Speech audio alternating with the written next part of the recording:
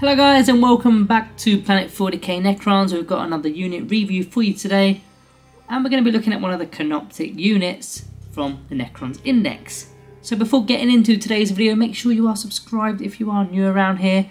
We're doing all the reviews as well as other interesting things related to Necrons, so subscribe down below. Right, so let's talk about the Canoptek Wraiths. Of course we're going to be giving a Planet 40k rating at the end of this video. And let's start with the rear side of the data card. They are 110 points for 3, so that's 220 points for 6.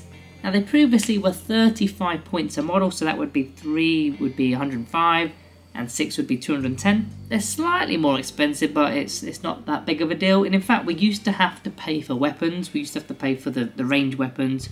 We didn't really used to take them in 9th edition. If you had 5 points left over, maybe you took the particle caster.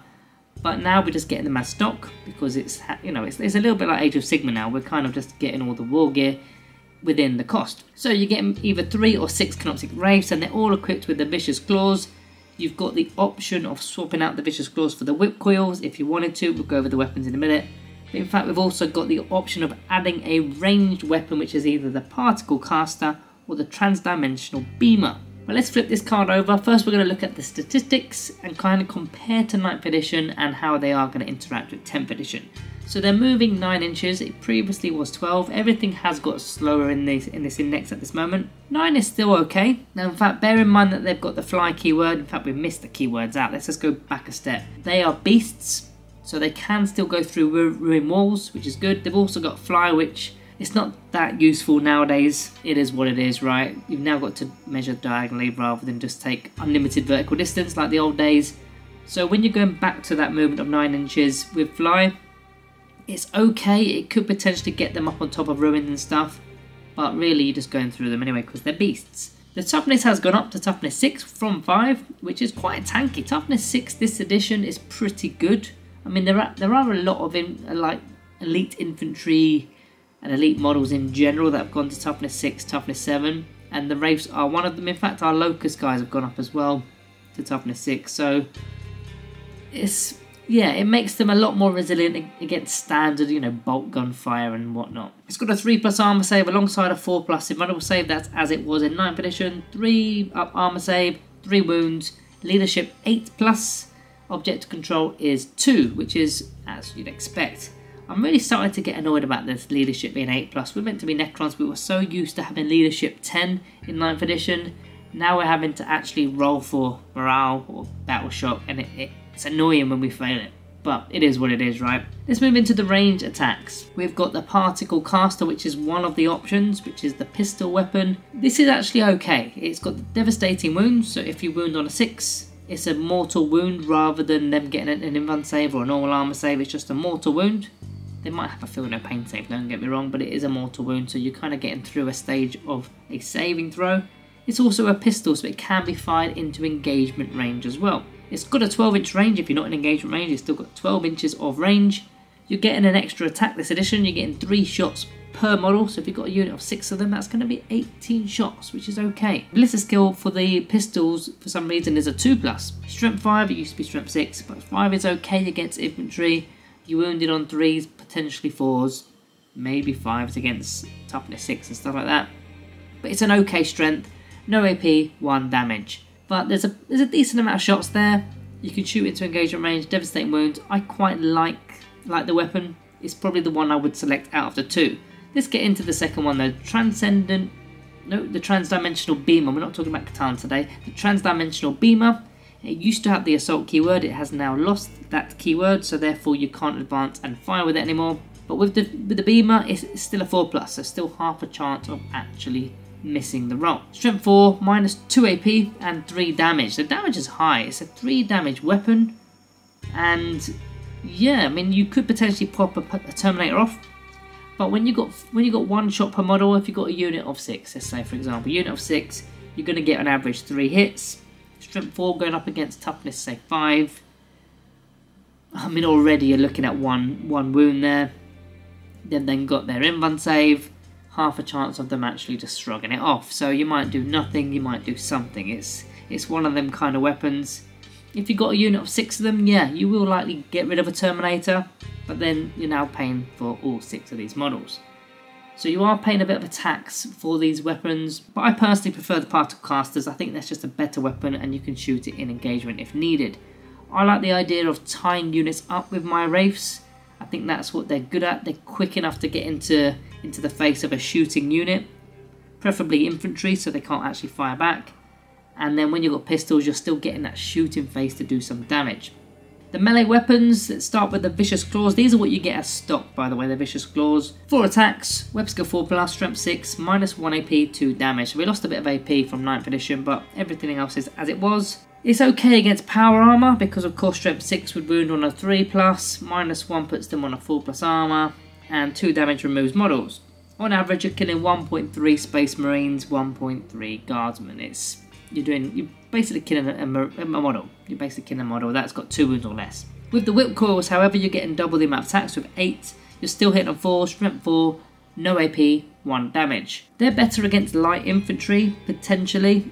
Against Marines, you're probably, it says 0.3 in terms of killing Space Marines, so you're not likely to kill one. And the Guardsmen, 1.8, maybe 2. So what that tells me is I would just stick to the Vicious Claws. You may as well. There's more chance of doing more damage with them. If you're removing at least 1 Marine per Wraith and you've got 6 Wraiths, then you could potentially just wipe out a unit of 5 Space Marines just like that. That's before the shooting attacks even. And there's actually further damage from the abilities, which we're going to get onto now. So with the abilities, we've got Reanimation Protocols, of course, but Wraith Form is their new... Well, they had Wraith Form in 9th edition, but it used to be something way better. Now it's when you do your normal move. If you go over a unit, you roll a d6 for every model in that unit, and on a 4+, they suffer a mortal wound. So bearing in mind that you need to use the fly keyword to go over a unit, so you're going to be measuring diagonally. It might only be a couple of inches up, so it's not going to give you that much of a loss, but if it's against a large horde unit, you might struggle to get over it and stay 1 inch away as well. So it's better really on like 5-6 man units, and even then you're going to do like a couple of mortal wounds. So it's okay. You've got to kind of get there, get beyond the unit. And that, what I found with my Wraiths is by the time you got in front of them, either you're charging or they're charging. So you're kind of not getting to the stage where you're actually flying over them. Unless, I mean, there are situations where that will happen, but for me so far, I've not really found that situation to come up. And we're just kind of getting into a fight before that even happens. So I don't rate the ability. It's not good for me. I mean, the previous Wraith form from 9th edition was where you could just go through models as if they weren't there, go through terrain features as if they weren't there. You could also fall back and declare a charge, although that was actually another ability, that was Slinking Strike. You were eligible to shoot and declare a charge in the turn that you fell back. We've lost that. That's gone, unfortunately. So, in terms of the actual data sheet, apart from the toughness and the particle caster, everything else is a little bit meh compared to what it used to be. Let's look at the battlefield role. They've only got 2 roles in my opinion, because they've kind of lost a lot of their role from 9th edition. The first role is charging into objectives, hoping that there's an opponent's unit there. They're resilient enough to have a fight. They can do a bit of damage to take away models, tie up I suppose. In fact, that's kind of the next point, tying up shooter units. They're kind of just getting into a bit of a dogfight and just sort of sitting there and potentially taking an objective. Sometimes you win it, sometimes you don't. OC2 isn't a lot. I mean, I'm not expecting them to have OC3, but it would have been really cool if they did, because then you can actually steal objectives much more easier. But they have lost their battlefield role from 9th edition. In the 9th edition, we had the ability where we could do that pre-game move, Relentlessly Expansionist, and we were moving 6 inches, and then these guys were literally going up the board. They were like a speed bump. They were the first point of call. They were the ones right at the front.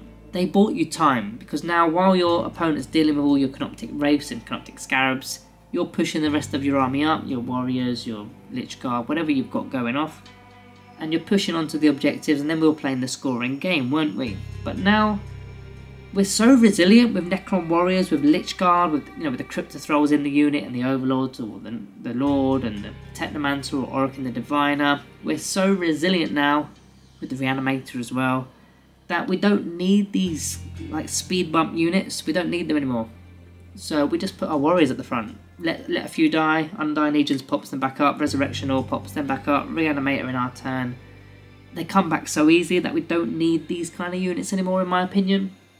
So they've kind of lost their place slightly. Now there are some stratagems that will boost the use of your Canoptek Wraiths. First of all, the Protocol of Hungry Void to get a +1 to the strength characteristic. Now they can also get a bit of AP if they're being led, we'll talk about that in a moment. But +1 to the strength, you can get to strength 7. Yeah, strength 7 is okay, only really useful against toughness 6. Potential, I mean, vehicles and monsters aren't really toughness 7 anymore, so that's not a thing. But some elite infantry have gone up to toughness 6, like the Wraiths have, so you would be winning them on the 3+. And the whip coils getting to strength 5, I don't think is necessary because it's no AP 1 damage, so you're going up against the weaker stuff anyway.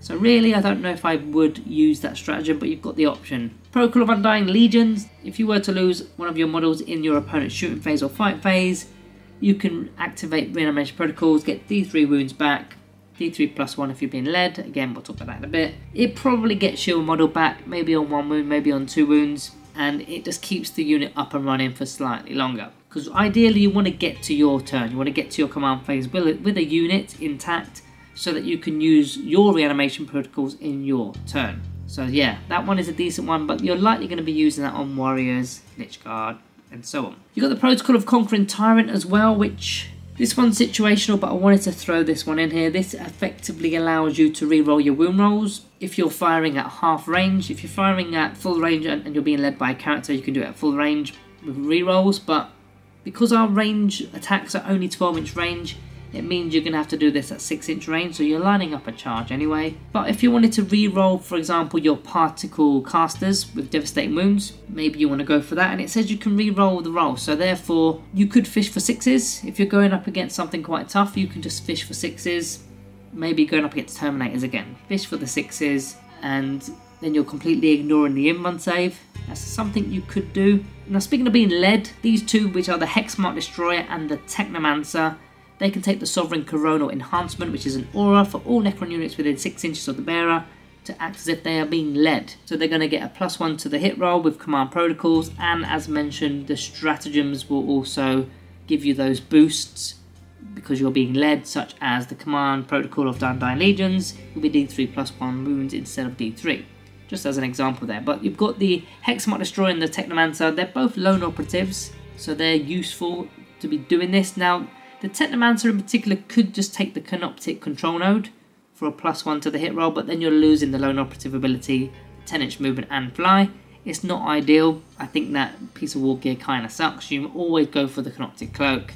You need lone operative if you're not going in a unit. So let's move into the pros and cons for the Canoptek Wraiths. Starting with the pros, they're moving 9 inches, which is fairly quick. Their range attacks are actually quite decent. The pistols are the ones I'd take. Devastating wounds, engagement range you can shoot. I think they're okay. Hitting on 2s as well, which is really good. They're now toughness 6, which gives them a little bit more tankiness. And they've got the 4+ invulnerable save, which they already had, but we've got to put it in the pros. As for the cons, they've kind of lost their role this edition because other units are so resilient now. You don't need these super Canoptek Wraiths to just soak up all the damage because we've got better units to do that. And if you're talking about speed, you then can compare them to Tomb Blades. You can compare the Ophidian Destroyers, which are tunneling in and out. So they've got a lot of competition. That's a problem for them. Also, fly sucks. We kind of mentioned that earlier. Fly this edition isn't that great. They've lost the old Wraith Form ability, which if you're new to 7th edition, ignore that part, it doesn't matter. But they used to have a really cool ability, and it's now gone. The damage output in melee is so-so. It's just so-so. It does okay. 1 model per model. It's 1 for 1. It's not. It's alright, but you've got better options in my opinion, and they just lack index synergy. Apart from the 2 lone operatives, you've not really got much to synergize in terms of characters, and the stratagems, you're probably better serving those stratagems on other units. So let's move into the Planet 40k rating today for the Canoptek Wraiths. A little bit underwhelming, unfortunately. They're not how they used to be in 9th edition. And they're now competing with so many, like I said, the Tomb Blades they're competing with, even the Canoptek Scabs to a degree. You've got the Lich Guard, of course, which are really good this edition, probably one of our best units now. So they've really lost their place. They're still pretty cool. I'd still use them time to time. In fact, I took them to my recent tournament, although that was a weird list, so I don't know if I can count that. But let's move into the rating today. For me, they're just an average score of a 3-star. I think they're quite lucky to get 3, maybe 2.5. I'm pushing it to 3 because they're still useful. They're not crap. They are okay. So just an average 3-star from me today. So guys, drop in the comments down below what you would give them and why. Thank you all for watching, and I'll see you in the next one.